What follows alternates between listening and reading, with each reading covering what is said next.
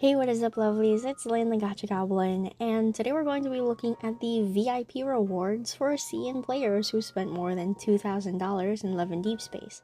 Now, if you're not aware, the CN players actually have like a tier system on how much they spend in the game, and they get rewarded for, well, the amount that they invest into Love and Deepspace. So, apparently last night or maybe yesterday, the CN players who spend more than 2,000 bucks got like a little care package in the mail for Love and Deepspace, and we're going to check this out. So this is the video that I found on Twitter by Misty Snowman, and let's just, let's just start watching. Okay.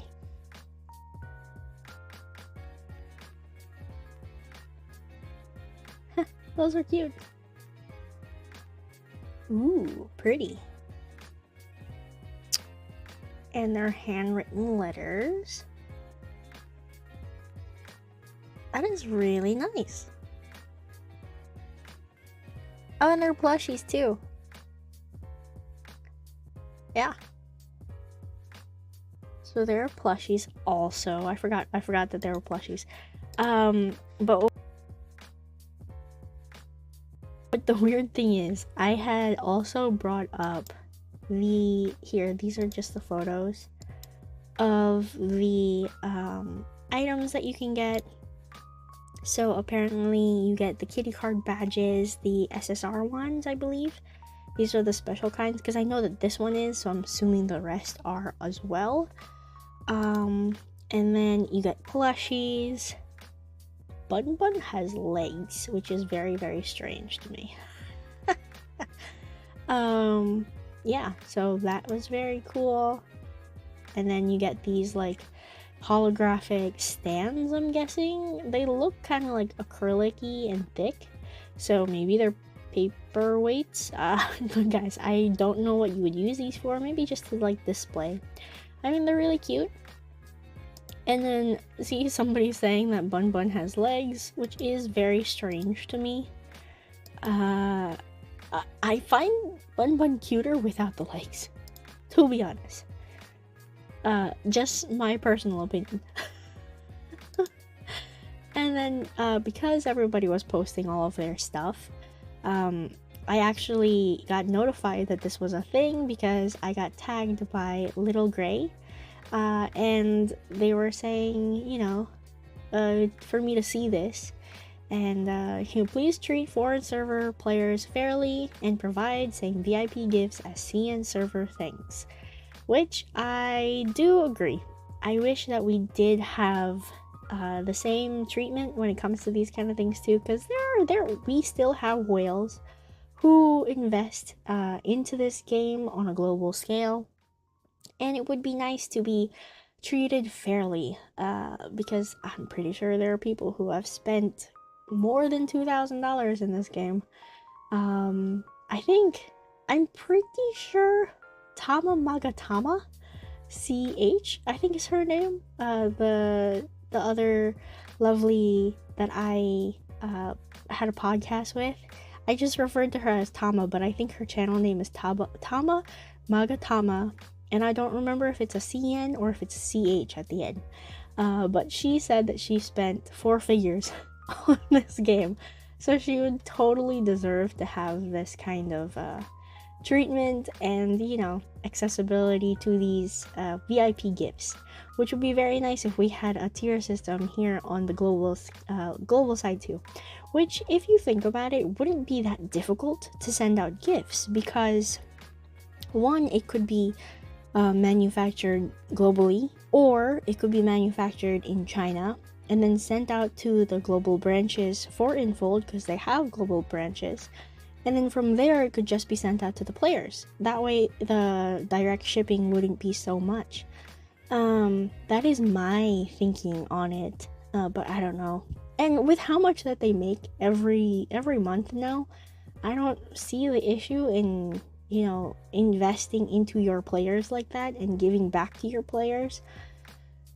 It's just my 2 cents. And it's really funny that Jasmine replied to the recent post from Love and Deepspace. Just, you know, one of those things that they're trying to use to engage with their audience. Nothing of importance, no actual like event or anything really. I mean, it's one of those like raffle things that you participate in and then maybe you get picked. But yeah, so I got tagged in this, and this is how I found out about the boxes, like what they look like. But the letters in the boxes, like these letters here, I was curious about what they were saying, like what they said, and read subtextually, or rather subtextually on Twitter, translated them. So we're going to go over the translations of these what's it called, letters, and we're going to dive deeper into what these boxes actually hold, more than just physical things. Maybe there's an emotional element to it too. So very, very excited. And let's start off with, who shall we start off with? Eeny, meeny, miny, mo. Let's start off with Xavier. Why not? Okay, so Xavier's VIP letter.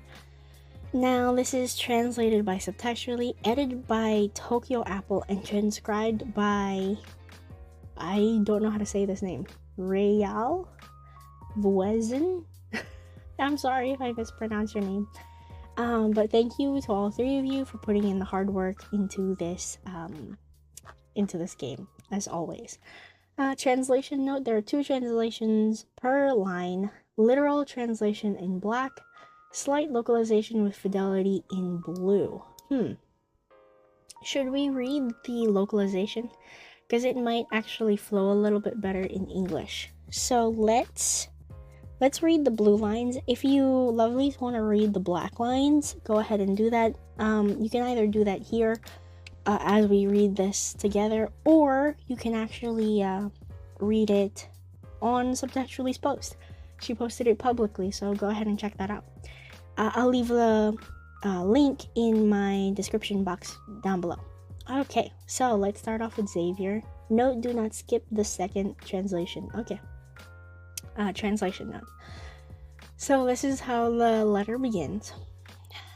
Gosh, I am excited. I haven't read it yet, but I'm excited. Okay, here we go. While I was writing this letter to you, the sun was shining beautifully outside of my window.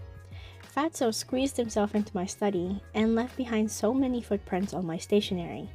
I tried my best to pick the cleanest sheet. I hope you don't mind. I bought the stationery earlier, but am hesitating whether or not to write this.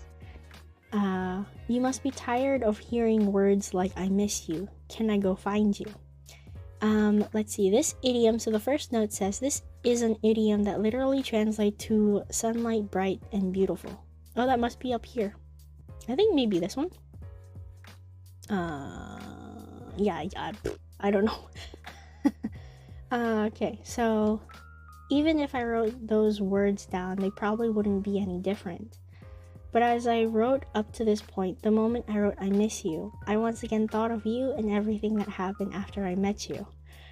Oh, all the moments of happiness that I felt.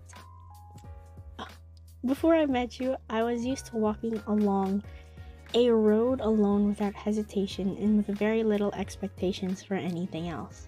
Aww. But now I definitely hope the end of the path I choose will always be connected to yours. That is cute. That is very cute. Okay, let's read the second note. The word here used for path is this character, which differs from road, this character, that Xavier previously uses. Notably, also means way, and has a much deeper meaning than merely a simple road. It essentially can suggest a guiding principle or spiritual path, a way of life. In this sense, it can be interpreted that Xavier is saying that MC is his way, and that she guides the life that he leads. In other words, he lives his life for her. Oh, okay, so it can be said that instead of believing in and following heaven's way, Xavier believes in MC's way. Hahaha. Disclaimer, the content in parentheses is a joke. Oh, that's really sweet. And I mean, if you really think about his lore, in other words, he lives his life for her. It's true, you know. He was never he never had strong feelings about taking leadership or taking over, you know, being a prince and all. He never really had any ambitions of ruling over the land that he had in Philos. The only time that he had any, I guess, dedication was towards the MC. In the first life, where the MC dies in his arms, he himself disappeared for how many months and came back with a supposedly the right kind of protocore. I'm assuming it's the Aether protocore, to help and heal her, but unfortunately he was too late. And then the second time that she was reincarnated again, he was still, you know, living the same life, lived many years without her until she came back. And he was like declared as prince at that time, and he had no intention of becoming prince. He didn't have any close ties with his dad, and yeah, he absolutely abhorred the monarchy system on that planet during that time. And the only thing that he cared about was saving the MC, spending time with her, learning more about her, basically falling in love with her again. But unfortunately, he goes back into the past and, you know, ends up with the MC again. And it's just really, really sweet. He saves her as a child and then basically watches her from a distance. And yeah, it's so sweet. It's such a sweet story that he basically, you know, lives his life for the MC. So I love this letter. It's so touching. It's very, very sweet. Oh my god. Does that mean all four of them are on this level? My heart is aching already, guys. Xavier's story is so sad. Okay. And what's even more upsetting is that the MC doesn't remember Xavier at all. But Xavier's been living this long life, meeting her again and again, falling in love with her again and again. And when he meets her again for the first time in the next life of hers, she completely forgets about him again. Ugh, so sad. Okay, continuing on. Let's read Zayne's. Alright. Zoom in. Alright, so it's translated by subtextually, edited by Tokyo Apple, and transcribed by this lovely person who I can't pronounce her name. Okay, so we're going to again read the lines in blue. So again, this is from Zayne. I seldom use the word maybe to describe anything. Maybe always walks hand in hand with accidents, which I must always avoid at work. But I think meeting you may have been a very special accident. The weather, the time of day, and your state of mind at the very moment when you meet someone, all of it can affect the course of the meeting and what happens after. Two people who meet under circumstances and decide to walk the same path together after might end up walking a completely different path if they were to meet again for the first time in a different time and place. Fortunately, we're both very lucky. For the first time, I want to thank those maybes and those accidents. Thank you for existing. Thank you for all of the choices you made before we met, which led me to meet you at the perfect minute, that perfect second, which I can't imagine could be even more flawless. At that moment when you looked in my direction. Oh, guys. Oh, I'm tearing up. It's so sweet. Because, like, you know that they've known each other since they were kids, right? So we know that maybe he liked her for however long, but she never really paid attention to him as they were kids. We don't really have too much of a backstory of, you know, them as children. We only know that he kind of disappeared after a while when they were kids, and she was kind of like left like, oh, okay. But I think he did like her because he made those like seals for her when they went to the aquarium. And and she kept it for until they met again in the present time. And he's just thankful that they met again in the future and that she's giving him a chance to be with him. Isn't that so sweet? It's so sweet. You would think that, you know, Dr. Zayne was more of a rational feeling individual. He's very, very uptight.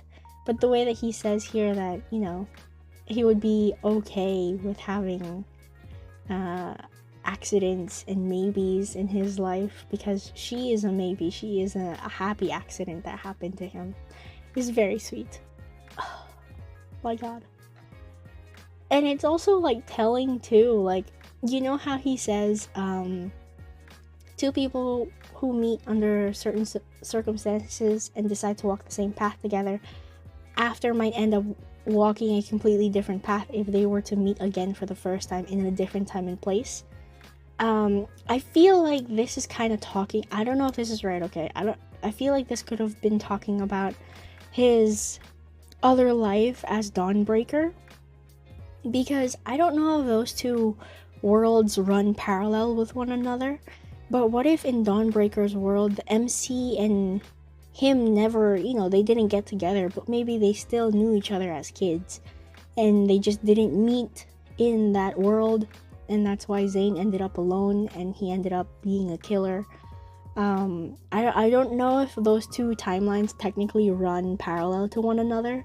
That's why when Zayne has nightmares, he dreams of Dawnbreaker, and Dawnbreaker then dreams of Zayne. So that could be like a theory. I don't know if that's really, really true, but this is telling of like Dawnbreaker is my understanding of it. That's why I think that this letter is very sweet as well. Okay, let us read Rafayel's letter as well. Okay, very excited because Rafayel's story is gonna come out. Again, it's translated, edited, and transcribed by the same individuals. Thank you again. Okay, so lately it seems my entire life's been completely changed by one person. That's you. When I open my eyes and see your messages, I get super happy. Even food tastes a bit better when I'm eating it with you. Whether I'm painting, soaking in a bath, or sleeping, I have to carve out a space in my mind that's only yours. Otherwise, before long, my mind will be completely taken over by your 101 types of cuteness. It's like you have a kind of magic that can effortlessly blend our lives together, turning it into a color that I can't clearly describe, elusive, but always dazzling enough. So if I have to think of an excuse for why I suddenly sent you this letter, it's probably just cause I wanted to thank you for choosing to enter my world and bringing along this one-of-a-kind color. But all that said, I wrote this letter just cause I thought of you. Is that not okay? Okay, so let's read the notes. This is an idiom that literally means difficult to grasp or touch and describes something that is unfathomable to fully capture. Okay, and then the second note is the idiom this literally means uniquely one without second and describes something that is completely unique and one of a kind. Okay. Oh, it must be this. It must be here. Oh, there's the note. They have notes and numbers. I didn't notice that. But this is cute too. This is very cute. The beginning here, like when I open my eyes and see your messages, I get super happy. It's like a very innocent love, you know? It's the kind of reaction that you have when you're first experiencing like the high of being in a relationship or being with somebody that you like. It's very cute. This is a very Rafayel, like playful like letter. There's another word I want to use here, but I forgot. I don't remember what it is, and it's frustrating me. I have to carve out space in my mind that's only yours. Otherwise, before long, my mind will be completely taken over by your 101 types of cuteness. That's very cute too. That is very, very cute. Ah. This is a very, like, artsy way, like, artsy, nonchalant way of telling somebody that, you know, I thought of you, I wanted to write you a letter. Isn't that excuse enough for me to write you a letter, kind of thing? And then just praising them for being this unique person that comes into their life. It's very sweet. It's very Raphael. Raphael now. It doesn't have to do anything with the sea god.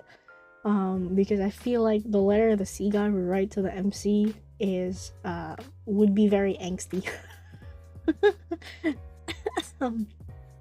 But this is very sweet. I like this. Alright, next let's read Sylus's letter. Okay. Alright. Again, translated by subtextually, transcribed, and edited by Tokyo Apple. Okay, transcription note. Sylus's handwriting is very difficult to read. This is because he uses a calligraphy style called grass script, which one reflects his character and personality, and two demonstrates an incredible command and understanding of language. So basically, we're saying that Sylus is a very intellectual individual. Like, fully studied in how to use the language that he has available to them, which I find incredibly attractive in anybody, not just 2D characters or 3D characters. Okay, so let's start with the letter. When you get this letter, I wonder what kind of look will be on your face. Pleasant, surprise, or shock. Unfortunately for now, this can only be left to my imagination. There's no need to check. You won't find any hidden layers or secret code. I just wanted to see the surprise on your face so I went ahead and wrote it. When I first met you, I initially thought it was just by chance and during the course of a boring game. But after, this chance came to be called my one and only. That's really cute. Transcription note. This one, thank you to this user for helping us figure out this character. Okay. Your appearance shattered many of my past beliefs. After a while, I realized that your disruption had impacted many aspects of my life. For example, there's a helmet that's now reserved exclusively for you. A reason to leave the N109 zone, and this letter. I tried to find the reason why I accidentally fell so deeply in love, but realized that even if I did find the answer, it wouldn't mean anything, because that person is you. I don't want to call it fate, because you and fate are fundamentally different. Fate can be shattered, but when I stand before you, I find myself looking forward to the future.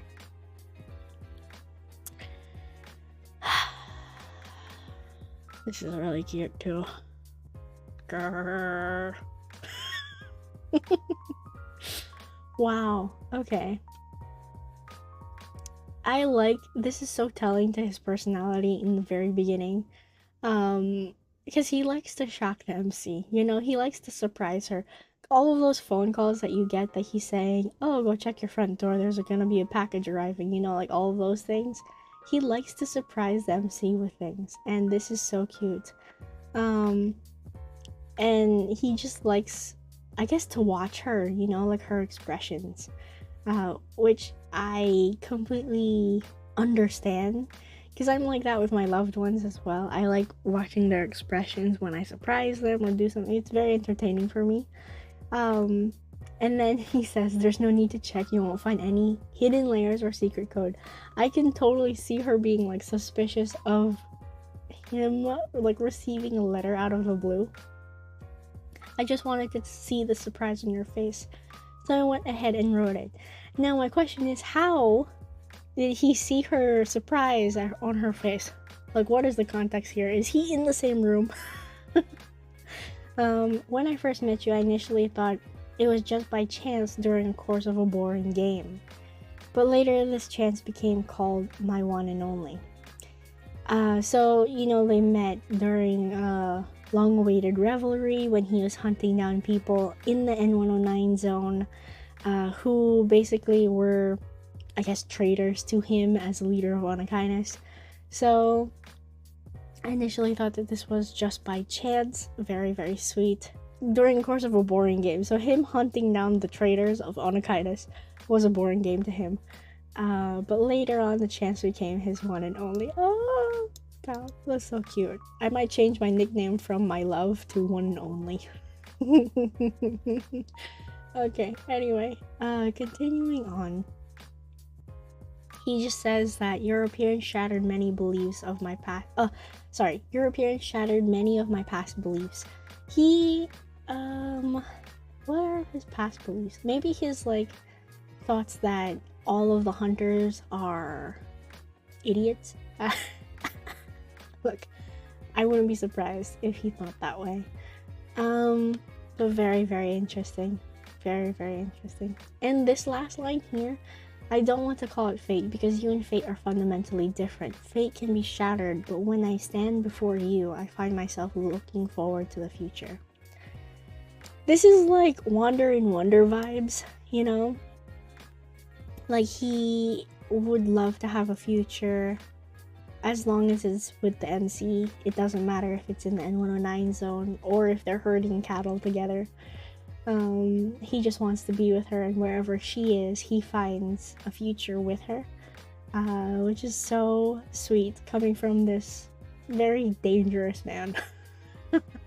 And I know that he doesn't believe in fate at all. Like, that's something that is said, I think, in his anecdotes, his description. There's something somewhere that canonically says that he doesn't like fate. Because you and fate are fundamentally different. Fate can be shattered. Oh, okay. So, how do I explain this? Like, his fate, like a predetermined fate, can be shattered. But when he stands before the MC, he can see a future. Oh, maybe, okay, I might be reading too deeply into this, but maybe he knows that his fate is that he's going to die. And so it's like, what do I have to live for if my end is just that? And then he says that with the MC, however, he still sees a future. He's looking forward to the future, even though he ultimately knows that he's going to die. Oh, that he's going to be killed by the MC. Oh, the heart hurts. Anyway, that's where I'm going to leave this. I genuinely love all of the letters. I do not have a favorite because all of them are so telling of their characters and of who they are, you know, and also their lore. Oh, you know, for all the things that Infold does that is pretty scammy, pretty schemy, I have to say that the writing team in itself, like making the characters, making their lore, are very, very good. The writing in the game is very good. I wish it was transcribed, and not transcribed. I wish it was translated properly, because we as global players can then get a better understanding of why the writing is so well done. So thank you to people who translate, like, subtextually, definitely. And it's just, they're so good at making a story and presenting it. I just wish that, you know, translations were a little bit better in the game. The writing is phenomenal, though. Personal opinion here, of course. And I love handwritten letters. Handwritten letters are my favorite things to receive. Like, gifts from people.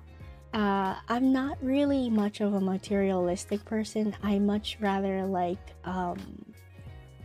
things that have more heartfelt emotions into it.